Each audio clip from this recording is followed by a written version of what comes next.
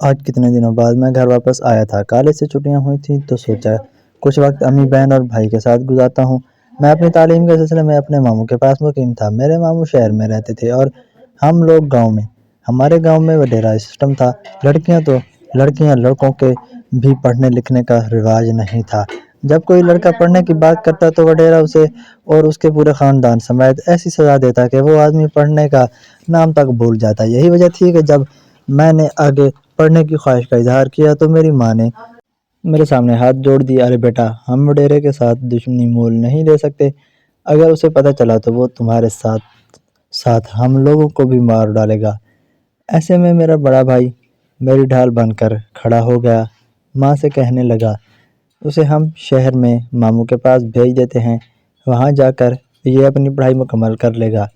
ہم کسی کو بھی نہیں بتائیں گے کہ شہر یار ماموں کے پاس رہ کر پڑھائی کر رہا ہے، بلکہ وڈیرے سے کہیں گے کہ ماموں بیمار رہتے ہیں، انہیں اپنے کام کاج کے لیے اور دیکھ بھال کے لیے کسی مدد کی ضرورت ہے، اس لیے شہریار کو ان کے پاس بھیجا ہے۔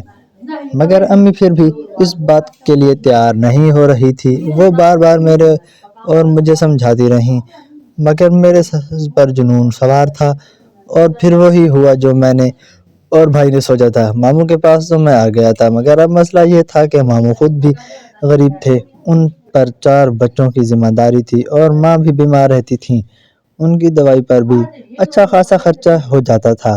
ایسے میں مجھ سے اپنی پڑھائی کا خرچہ منظم کرنا بہت مشکل تھا۔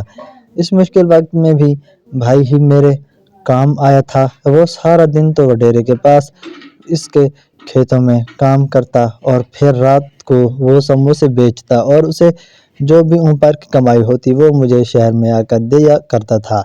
یوں میری پڑھائی بھی چلتی رہی اور اب میں اپنی منزل کے بہت قریب پہنچ چکا تھا۔ بی ایس فائنل ایئر کے پیپرز میں نے دے دیے تھے اور اب میرا ارادہ بی ایس کے بعد سی ایس ایس کرنے کا تھا۔ چھٹیاں تھیں تو سوچا کہ امی کے ساتھ کچھ وقت گزاروں۔ مجھے گاؤں میں آئے ہوئے پہلی رات تھی، آدھی رات بیت چکی تھی۔ میں اپنے بھائی کا انتظار کر رہا تھا۔ بھائی کو میں سرپرائز دینا چاہتا تھا، اسے بالکل بھی اندازہ نہیں تھا کہ میں گھر پر ہوں۔ جب رات کے 2 بجے تو میں امی کے کمرے میں گیا، وہ بھی جاگ رہی تھیں۔ امی، کیا روزانہ بھائی اتنا ہی دیر سے گھر آتا ہے؟ اگر وہ اتنی دیر تک کیا کرتا رہتا ہے؟ امی کہنے لگی، نہیں، ایسا تو وہ کبھی کبھی کرتا ہے، جب کبھی اپنے دوستوں کے ساتھ کہیں گھومنے پھرنے کے لیے جاتا ہے، کبھی شکار پر یا کبھی کسی دوسرے گاؤں میں جانا پڑے تو وہ عموماً دیر لگاتا ہے، ورنہ اس وقت وہ گھر پہ آ جاتا ہے۔ میں دوبارہ سے باہر آ کر بیٹھ گیا تھا۔ کافی دیر کے بعد بھائی گھر آیا، مجھے دیکھ کر وہ حیران رہ گیا، پھر میرے گلے سے لگ گیا۔ جب میں نے اس سے اتنی دیر تک باہر رہنے کی وجہ پوچھی تو وہ مجھے ٹال کر کہنے لگا، میں اپنے دوستوں کے ساتھ تھا، باتیں کرتے وقت گزرتے کا احساس نہیں ہوا۔ مگر بھائی، اتنے دیر تک باہر رہنا ٹھیک نہیں ہے، تم جانتے ہو وڈیرے کو اور اس کے آدمیوں کو کسی بھی بات کو بنیاد دبانا کر دشمنیاں پال لیتے ہیں۔ اگر کوئی ایسی ویسی بات ہو گئی تو ہمارا کیا ہوگا؟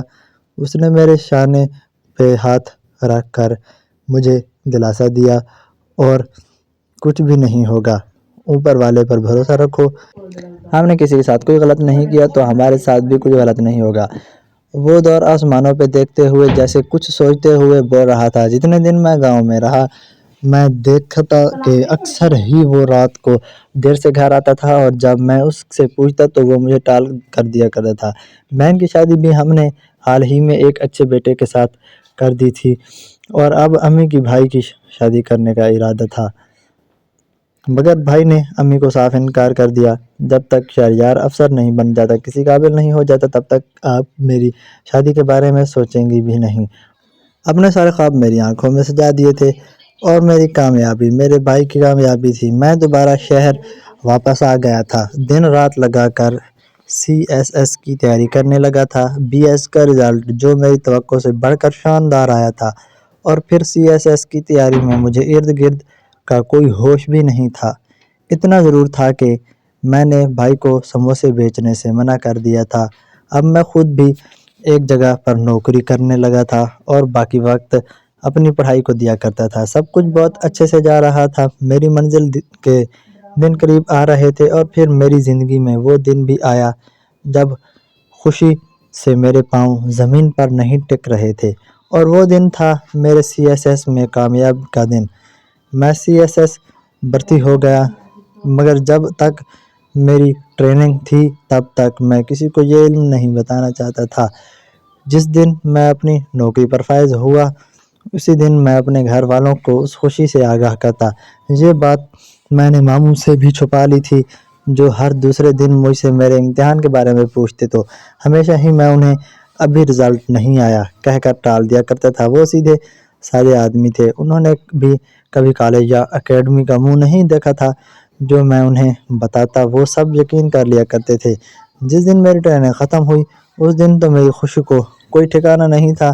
میں نے اپنے تصور میں ہی اپنی ماں اور بھائی کا چہرہ دیکھ رہا تھا کہ مجھے اس عہدے پر بھرتی دیکھ کر وہ کتنا خوش ہوں گے، اور جس دن میں اگلے ہی دن اپنی ڈیوٹی پر گیا تو اس دن وردی میں اپنی گاڑی میں میں اپنے گاؤں کی طرف روانہ ہو گیا تھا۔ مجھے حکومت کی طرف سے ایک بہت بڑا بنگلہ ملا تھا، اور اس کے ساتھ ساتھ بہت ساری آسائشیں اور سہولتیں بھی مجھے میسر ہو گئی تھیں۔ میں گاؤں اچانک سے جا کر اپنے بھائی اور ماں کو سرپرائز دینا چاہتا تھا، مگر میں کیا جانتا تھا کہ وہاں جا کر مجھے خود اتنا شدید ذہنی دھچکا لگے گا جس سے میں سنبھل بھی نہیں پاؤں گا۔ میں نے سوچا تھا کہ مجھے دیکھ کر خوشی سے دیوانی ہو جائیں گی اور مجھے خود سمیٹ لیں گی۔ مجھے وردی میں دیکھ کر میری ماں خوش تو کیا ہوتی، وہ تو دھاڑے مار مار کر رونے لگیں، اور میں ان کا یہ رویہ دیکھ کر دنگ رہ گیا۔ ارے ماں، کیا ہو گیا؟ آپ اس طرح کیوں رو رہی ہیں؟ سب ٹھیک تو ہے؟ ماں کہنے لگی، وڈیرا تمہارے بھائی کو اٹھا کر لے گیا ہے، اس نے بیچ چوراہے میں باندھ رکھا ہے اور اسے بری طرح سے مار رہا ہے۔ اپنے بھائی کو بچا لو، کچھ بھی کر لو بیٹا، اپنے بھائی کو بچا کر میرے پاس زندہ سلامت لے کر آ جاؤ۔ وڈیرے نے میرے بھائی کو کیوں پکڑا؟ آخر بھائی نے کیا کیا ہے؟ ماں سے پوچھتا کہنے لگی، آج تک وڈیرے نے جس سے بھی پکڑا، جس پر بھی ظلم ڈھایا ہے، وہ سبھی مظلوم اور بے گناہ انسان تھے، ان کا کوئی قصور نہیں تھا۔ گاؤں کے چوراہے پر ایک غیر معمولی بھیڑ جمع تھی۔ وہ بھیڑ خوف، تجسس اور بے بس کی ملی جلی کیفیت میں ڈوبی ہوئی تھی۔ میں نے گاڑی کی رفتار بڑھا دی۔ سرکاری گاڑی کی چمک دمک اور اس پر لگی سرخ بتی کا روب معمولاً لوگوں کو راستہ دینے پر مجبور کر دیتا تھا، مگر آج چوراہے پر ہر آنکھ ایک ہی سمت میں جمی تھی، اور میرے دل کی دھڑکنیں ایک خوفناک ساز بج رہی تھیں۔ وردی میں ملبوس میں نے گاڑی میں چوراہے سے کچھ فاصلے پر روکی، فوراً باہر نکلا اور چوراہے کی طرف بھاگا۔ منظر آنکھوں کے سامنے آتے ہی دنیا جیسے تھم گئی۔ درمیان میں گاؤں کے سب سے پرانے اور اونچے برگد کے درخت سے میرا بھائی، میرا پیارا بھائی، ہاتھوں میں رسیوں سے جکڑا ہوا تکلیف سے کراہ رہا تھا۔ اس کے سامنے اپنے روایتی غرور اور تکبر کے ساتھ وڈیرا کھڑا تھا۔ اس کے ساتھ میں ایک موٹی لکڑی تھی جسے وہ وقتاً فوقتاً میرے بھائی پر برسا رہا تھا۔ وڈیرے کے ارد گرد اس کے مسلح آدمی کھڑے تھے جو پوری بستی کو خاموش رہنے کا پیغام دے رہے تھے۔ یہ منظر میرے لیے محض ایک زیادتی نہیں تھی، یہ اس نظام کی توہین تھی جس کی حفاظت کی قسم میں نے کھائی تھی۔ میرے جسم میں اچانک ایک طاقت کا ریلٹ دوڑ گیا۔ میں نے اپنی وردی کو درست کیا، ٹوپی کو مضبوطی سے سر جمایا اور پوری آواز میں ایک گرج پیدا کی، اور پورا چوراہے میں گونج اٹھی، رک جاؤ، یہ سب کیا ہو رہا ہے؟ وڈیرے نے لکڑی روکی، اس کی نظریں میری طرف اٹھیں، وہ مجھے غور سے دیکھتا رہا۔ میری نئی وردی، میرے سینے پر سجے ستارے، یہ سب کچھ اس جاہل بادشاہ کے لیے نیا تھا۔ وہ مجھے پہچان نہیں سکا، نہ ہی اسے یہ اندازہ تھا کہ گاؤں کا ایک لڑکا آج SP بن کر اس کے سامنے کھڑا ہے۔ وہ ایک شیطانی مسکراہٹ کے ساتھ ہنسا، کون ہو تم؟ کیوں بیچ میں آ بول رہے ہو؟ تم شہر کے کسی محکمے کے بابو لگتے ہو، کیا تمہیں نہیں معلوم ہے کہ یہ علاقہ کس کا ہے؟ میں نے کوئی جواب نہیں دیا، بس بھائی کی طرف دیکھا۔ بھائی کی آنکھیں حیرت سے پھیل گئیں، وہ مجھے وردی میں دیکھ کر خود کو سنبھال نہیں پایا اور بے بسی کی حالت میں ہلکا سا سر ہلایا، جیسے کہہ رہا ہو کہ تم یہاں کیوں آئے؟ وڈیرے نے دوبارہ مکاری سے ہنسنا شروع کیا، معلوم ہوتا ہے کہ تم کوئی بڑے افسر ہو، خیر میں تمہیں سمجھا دیتا ہوں۔ SP صاحب، تم نہیں جانتے کہ میں یہاں کا راجا ہوں، یہاں پر میرا ہی راج چلتا ہے، میرا فیصلہ آخری ہوتا ہے۔ یہ لڑکا میرے حکم کی خلاف ورزی کا مرتکب ہوا ہے تم ایک معمولی سے آدمی کے لیے مجھ سے پنگا نہیں لوگے۔ اس نے اپنے قدم میری طرف بڑھائے۔ اس کی چال میں وہی پرانا غرور تھا۔ وہ سرگوشی کے انداز میں کہنے لگا، تم میرے پاس ساتھ آؤ، میں تمہاری مٹھی گرم کرتا ہوں، تمہیں رشوت دیتا ہوں جو تمہاری کئی سال کی تنخواہ سے زیادہ ہوگی، بس یہاں سے چلے جاؤ اور کہہ دینا کہ تم نے کچھ نہیں دیکھا۔ میرے چہرے پر غصے کی ایک لہر دوڑ گئی جو سختی سے ضبط کیے ہوئے تھی۔ میں نے پیچھے ہٹ کر اسے خود سے دور کیا اور اسے للکارت کر کہا، خبردار، میں ایک ایماندار افسر ہوں اور میں ہر اس غریب آدمی کی آواز بنوں گا جس کی کوئی نہیں سنتا۔ میں یہاں کے قانون کو تمہارے جاہل راج سے پاک کرنے آیا ہوں، اور جسے تم معمولی آدمی کہہ رہے ہو وہ کوئی معمولی نہیں، وہ میرا بھائی ہے، میں اس کا چھوٹا بھائی ہوں، شہریار۔ جیسے ہی یہ الفاظ میرے منہ سے نکلے چوراہے میں مکمل سناٹا چھا گیا۔ شہریار یہ نام سن کر وڈیرے کی آنکھیں خوف اور حیرت سے پھٹی کی پھٹی رہ گئیں۔ اس کا رنگ فک ہو گیا، اس کے منہ سے الفاظ نہیں نکل رہے تھے، گویا ساری اکڑ اور رعنت ایک لمحے میں ختم ہو گئی تھی۔ وہ لڑکا جو کبھی ایک چپڑاسی کے بیٹے کی حیثیت سے شہر بھیجا گیا تھا، آج اس علاقے کا سب سے بڑا پولیس افسر بن کر اس کے سامنے کھڑا تھا۔ میں نے ایک لمحہ ضائع نہیں کیا، اپنے بھائی کی طرف بڑھا اور فوراً اس کے ہاتھ پاؤں کی رسیاں کھول دیں۔ ڈی ایس پی آفس سے رابطہ کرو، فوراً میرے بھائی کو ہسپتال بھیجو۔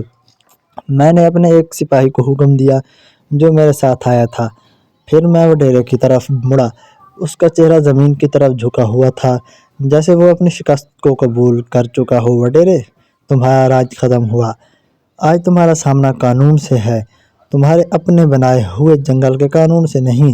میں نے فوری طور پر وڈیرے کو اور اس کے اہم آدمیوں کو گرفتار کرنے کا حکم دیا۔ سرکاری گاڑیوں کے سائرن کی آواز نے پورے گاؤں کے سکون کو توڑ دیا اور انہیں ہتھکڑیوں میں جکڑ کر مقامی تھانے کی طرف لے جایا گیا۔ تھانے میں آتے ہی وڈیرے کا ایک آخری حربہ سامنے آیا۔ وہ اب بھی اپنی دولت اور اسرور سوخ کے نشے میں تھا۔ ایس پی صاحب، تم غلطی کر رہے ہو، تم نے محض ایک جذباتی فیصلے کی پناہ پر مجھے گرفتار کیا ہے، میرے خلاف تمہارے پاس کوئی ٹھوس ثبوت نہیں ہے۔ میں بہت پیسے والا ہوں، میں چاہوں کر سکتا ہوں، میں تمہاری نوکری چھین لوں گا۔ وڈیرے نے دھمکی دی، میں تمہاری آواز بند نہیں کروں گا۔ وڈیرے، تم سب کچھ بول لو گے مگر اب تمہاری زبان صرف عدالت میں چلے گی۔ میں نے اسے سختی سے جواب دیا، اب وقت تھا کہ اس علاقے میں برسوں سے دبی ہوئی آوازوں کو باہر لایا جائے۔ میں نے گاؤں کے ایک دو معتبر لوگوں کو بلا بھیجا اور انہیں اطمینان دلایا کہ اب قانون ان کے ساتھ ہے۔ جیسے ہی گاؤں میں یہ خبر پھیلی کہ شہریار، وہ لڑکا جو غربت میں پڑھنے شہر گیا تھا، ایس پی بن کر گیا ہے اور اس نے وڈیرے کو گرفتار کر لیا ہے، گاؤں کی تاریخ بدل گئی۔ اگلے چند گھنٹوں میں تھانے کا منظر دیکھنے کے لائق تھا۔ جن لوگوں نے برسوں ظلم سہا تھا، جو خوف اور دہشت کے سائے میں جیتے رہے تھے، وہ ایک ایک کر کے تھانے آنا شروع ہو گئے تھے، بزرگ، نوجوان اور یہاں تک کہ خواتین بھی۔ وڈیرے نے کہا تھا کہ تمہارے پاس کوئی ثبوت نہیں ہے تو مجھے کسی طرح سے بھی پکڑ نہیں سکتے، مگر اب گواہوں کا سیلاب امنڈ آیا تھا۔ ایک غریب کسان اپنے بوسیدہ کاغذات لے کر آیا جس میں وڈیرے نے اس کی زرخیز زمین چھینی تھی۔ ایک بوڑھی عورت نے آ کر بتایا کہ کیسے وڈیرے کے آدمیوں نے اس کے بیٹے کو جھوٹے الزام میں مار پیٹ کر معذور کر دیا تھا۔ کئی لوگوں نے وڈیرے کے ہاتھوں میں ہونے والے قتل غارت کی گواہی دی جو اس نے اپنے مفادات کی خاطر کیے تھے۔ ظلم کی داستانیں ایک کے بعد ایک کھلتی چلی گئیں اور وڈیرے کے خلاف کثیر الجہتی مقدمہ درج ہو گیا۔ وڈیرے بری طرح سے پھنس چکا تھا، اس کی دولت اور طاقت اب قانون کے شکنجے میں کوئی اہمیت نہیں رکھتی تھی۔ میں نے ذاتی نگرانی میں مقدمہ کو آگے بڑھایا اور عدالتی کارروائی کے بعد وڈیرے کو اس کے تمام جرائم کی پاداش میں طویل سزا سنا دی گئی۔ جب تمام معاملات پرسکون ہو گئے اور بھائی اور کو اسپتال سے چھٹی مل گئی تو میں نے ایک پرسکون ماحول میں اس سے وہ سوال پوچھا جس کا جواب مجھے بے چین کر رہا تھا، بھائی، آپ کو وڈیرے نے اتنی اذیت کیوں دی؟ آپ کا قصور کیا تھا؟ بھائی کچھ دیر خاموش رہا، پھر ہلکی آواز میں گویا ہوا، شہریار، یہ سب ایک راز تھا جو میں نے تم سے اور امی سے چھپا رکھا تھا۔ میں باہر سموسے بیچنے نہیں جاتا تھا، میں دراصل وہ اور رکا گہرا سانس لیا اور بات مکمل کی۔ میں وڈیرے کی بیٹی کو پسند کرتا تھا اور وہ بھی مجھے شادی کرنا چاہتی تھی۔ وہ ایک بہت ہی نیک، پڑھی لکھی اور نیک دل لڑکی تھی جس کا اس نظام سے کوئی تعلق نہیں تھا۔ میں جانتا تھا کہ وڈیرا کبھی ایک کمین جیسا کہ وہ ہمیں سمجھتا تھا کے ساتھ اپنی بیٹی کی شادی نہیں کرے گا۔ میں اس سے چوری چھپے اس سے ملتا تھا اور ہم نے مناسب وقت کا انتظار کرنے کا فیصلہ کیا تھا کہ جب تم کامیاب ہو جاؤ میں جا کر باقاعدہ رشتے کی بات کروں گا۔ مگر وڈیرے کے چاپلوسوں نے اسے ہمارے تعلق کے بارے میں بتا دیا تھا۔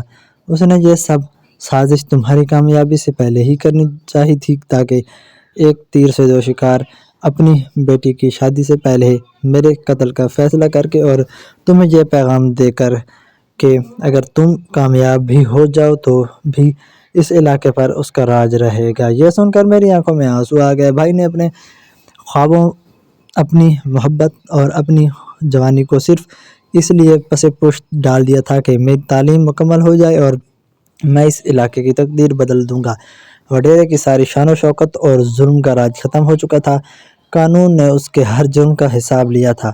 میں نے پہلی ایک نئے دور کا آغاز کیا تھا۔ کچھ وقت گزرنے کے بعد میں نے اپنے بھائی کے لیے وڈیرے کی بیٹی کا رشتہ مانگا۔ اب جب وڈیرا جیل میں تھا اور اس کی بیٹی اس آزادی میں تھی جو اسے اس کے والد کے جابرانہ نظام میں کبھی میسر نہیں ہوئی تھی، تو اس نے خوشی سے یہ رشتہ قبول کر لیا۔ میں نے اپنے گھر، اپنے گاؤں میں سب سے بڑی خوشی کی تقریب منعقد کی۔ جب میرے بھائی اور وڈیرے کی بیٹی شادی ہوئی تو یہ صرف دو انسانوں کا ملاپ نہیں تھا بلکہ ظلم پر انصاف کی فتح، جبر پر محبت کی فتح اور جہالت پر علم کی فتح تھی۔ میرے بھائی نے اپنی محبت کو بھی حاصل کر لیا تھا اور میں نے اپنے مقصد کو بھی۔